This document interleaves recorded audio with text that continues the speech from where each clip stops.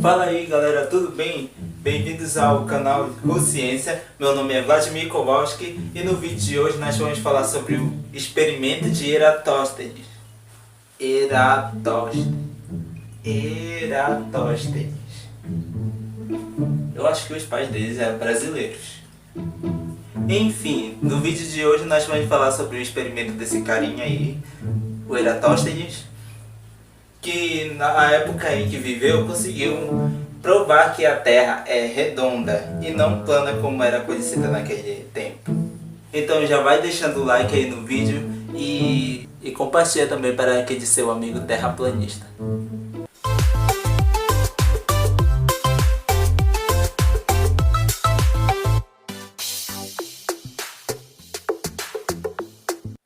Como Eratóstenes conseguiu provar que a Terra é redonda naquela época, na época da Grécia Antiga, em que a maioria das pessoas, os filósofos, os especialistas da época, achavam que a Terra era plana. Inclusive, ainda acontece hoje em dia. Eratóstenes nasceu no ano de 276 a.C., na cidade de Cirene, onde fica atualmente a Líbia, e viveu durante o século III como um dos maiores cientistas da época. Ele nasceu em Cirene, mas passou grande parte da sua infância em Atenas. Quando era criança ele já demonstrava muita inteligência.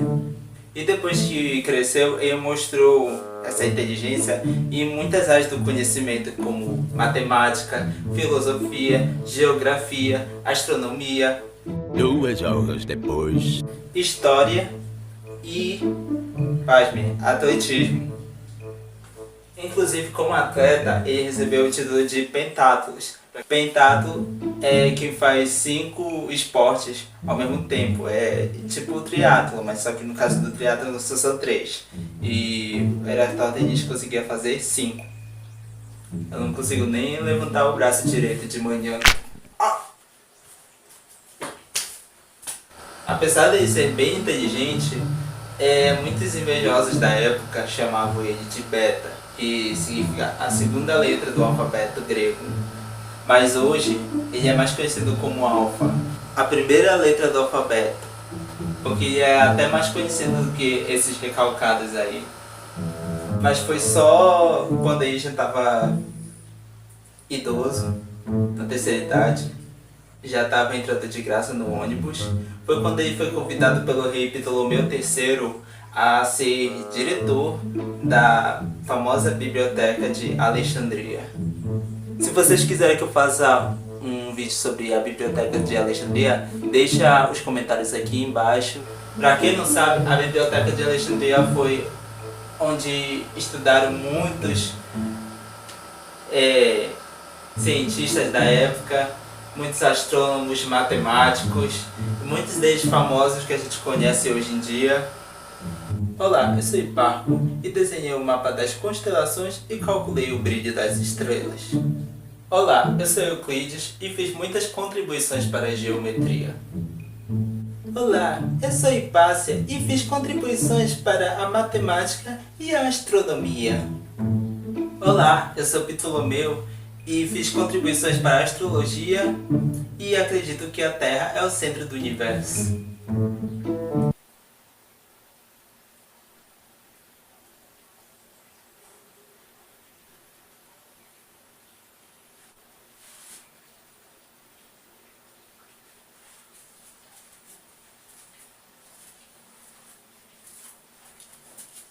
Na verdade, a principal intenção do rei era de que o Eratóstenes fosse ensinar o seu filho, e para ensiná-lo, o melhor lugar na época seria a Biblioteca de Alexandria, que fica atualmente no Egito. Olá, Eratóstenes. Poderia ficar com meu filho por um momento e ensiná-lo e educá-lo? Ah não, mas seu filho é muito chato. Ele só quer saber de ficar assistindo Peppa Pig e Galinha Pintadinha. Você pode ser diretor da Biblioteca de Alexandria. Tô dentro. mas foi na Biblioteca de Alexandria que ele descobriu uma coisa muito importante que o tornaria famoso. Não, ele não ficou famoso por causa do Pentateuco. Certo dia, ele leu um papiro que no posto da fronteira do sul de Siena, onde atualmente fica a cidade de Assam, no sul do Egito, perto da catarata do Nilo, as varas não faziam sombra. Durante a época de solstício de verão, que ocorria em volta de 21 de julho, as sombras das colunas do templo iam diminuindo até desaparecer completamente ao meio-dia. Quando o sol estava a pino, estava no meio do céu, estava no horário do almoço, ou seja lá como é que você chama o horário de meio-dia, o sol refletia diretamente em um poço que estava lá também pela cidade de Siena. Por hoje sabemos que a cidade de Siena ela fica próxima ao Trópico de Câncer, a latitude mais ao norte, em que o sol aparece bem no zênite. Então ele percebeu uma coisa: como é que uma sombra pode ser projetada em Alexandria, mas não em Siena ao mesmo tempo, na mesma época do ano?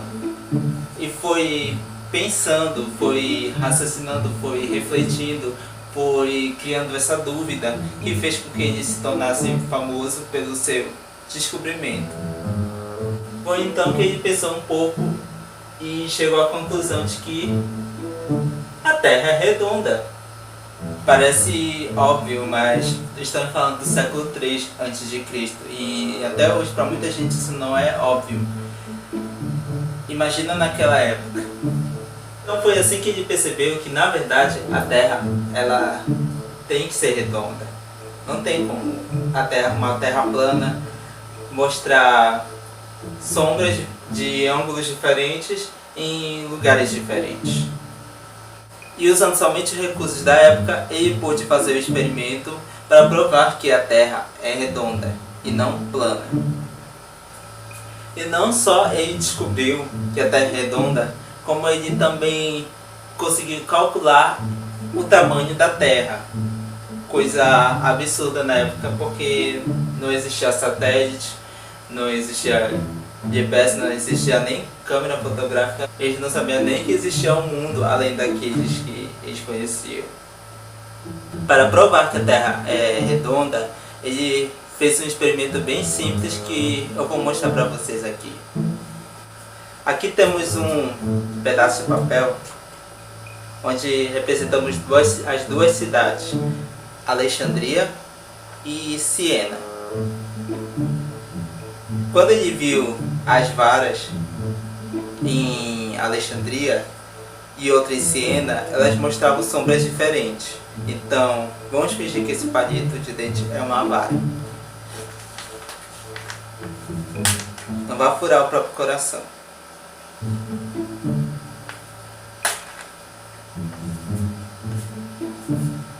Se você notar, numa superfície plana, as sombras elas são praticamente iguais.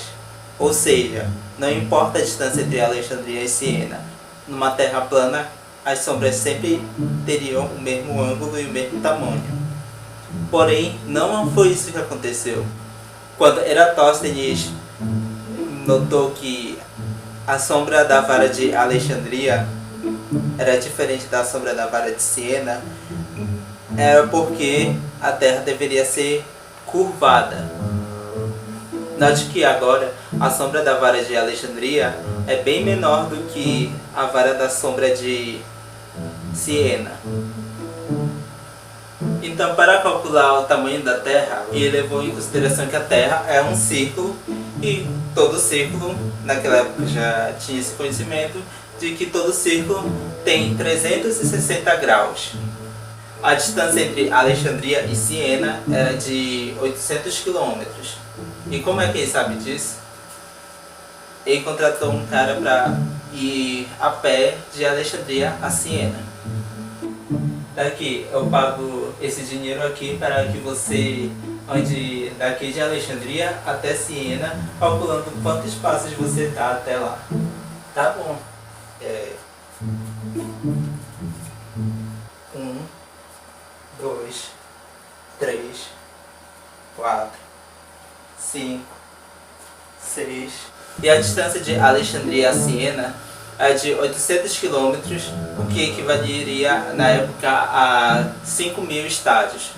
Analisando o ângulo da sombra da vara de Alexandria e Siena, ele conseguiu chegar à conclusão de que, se levássemos o ângulo até o centro da Terra, formaria um ângulo de 7,2 graus, o que equivale a 360, que é o círculo total, dividido pelo ângulo de 7,2, o que significa 1,50 avos da circunferência da Terra. Ou seja, se a distância entre Siena e Alexandria é de 800 km, esses 800 km equivaleria a 50 partes do tamanho da Terra. Então, se multiplicarmos 800 por 50, teremos a distância a qual Eratóstenes chegou do tamanho da Terra, de 46.250 km, ou 250.000 estádios. Hoje em dia já se sabe que o tamanho da Terra, a circunferência da Terra, é de 40.100 km, o que equivale a 15% o valor menor do que o proposto por Eratóstenes. Mas se formos considerar os recursos que ele utilizou na época, é até um número aceitável. E ainda tem outro detalhe. Lembra que eu disse que a Biblioteca de Alexandria e a cidade de Alexandria fica no Egito? Então, apesar dela ficar no Egito, ela era considerada uma cidade grega. E existe diferença entre o tamanho de um estádio grego e o tamanho de um estádio egípcio. Foi por isso que eu citei o tamanho também em estádios, que foi a medida que ele usou na época. Sendo assim, se considerarmos o estádio grego, que equivale a 185 metros, chegaremos a esse tamanho que eu acabei de falar, que no caso é de 46.250 km. Mas se considerarmos o estádio egípcio, que equivale a 157 metros, então chegamos a 39.250 km, o que é aproximadamente 2% menor do que o tamanho real, que já foi calculado na circunferência da Terra. Ou seja, se considerarmos o estádio egípcio, Eratóstenes naquela época foi ainda mais preciso, com uma diferença apenas de 2% menor do que o tamanho real da Terra. E o legal é que, mesmo naquela época, ele chegou num número bem próximo do tamanho real da Terra, mesmo não se utilizando de muita tecnologia. Isso mostra a capacidade de raciocínio dele e mostra o quanto ele foi inteligente, que apesar da época as pessoas acreditarem que a Terra fosse plana, ele apenas usando raciocínio e lógica e um pouco de matemática, não só provou que a Terra é redonda, como também conseguiu medir com bastante precisão a circunferência da Terra. Agora respondendo algumas perguntas que me enviaram. E se você tem alguma dúvida, alguma pergunta, mande aqui nos comentários ou então nas minhas redes sociais para que eu possa respondê-las. Onde as baleias dormem? Pergunta para elas. Baleias e golfinhos sempre dormem na superfície dos oceanos, mas não é assim um sono completo. Ela tem breves cochilos, até porque se ela dormir totalmente, isso pode significar a morte para elas, já que vai facilitar elas serem caçadas por predadores. Peixes piscam? Pergunte para eles, não tem pálpebras, por isso eles não piscam. Mas aí você pergunta, como é que eles dormem? É mais ou menos igual ao sono das baleias. Eles não têm aquele sono completo, é mais um cochilo mesmo. E se você gostou do vídeo, não esqueça de deixar o seu like. Comenta aqui o que você achou do vídeo. Comenta alguma dúvida que você tenha. Se você tiver alguma correção, alguma sugestão, alguma mudança, Não esqueça também de comentar se vocês entenderam o assunto, se eu falei bem, se a minha voz soou bem, se a minha torradeira que está gravando nesse momento não atrapalhou muito o áudio. E compartilhe também essa história e esse pouco de ensinamento para os seus amigos, para que eles possam também entender. Talvez haja entre eles um Eratosthenes em potencial, né? E não esqueça de me seguir nas minhas redes sociais e me mandar dúvidas, perguntas, sugestões, reclamações, que eu vou estar atendendo a todos vocês. Até o próximo vídeo. 2577, 2578, 2579, 2580, 2581, 2582, 2583, 2584, 2000. Eu perdi a conta e vou ter que contar tudo de novo.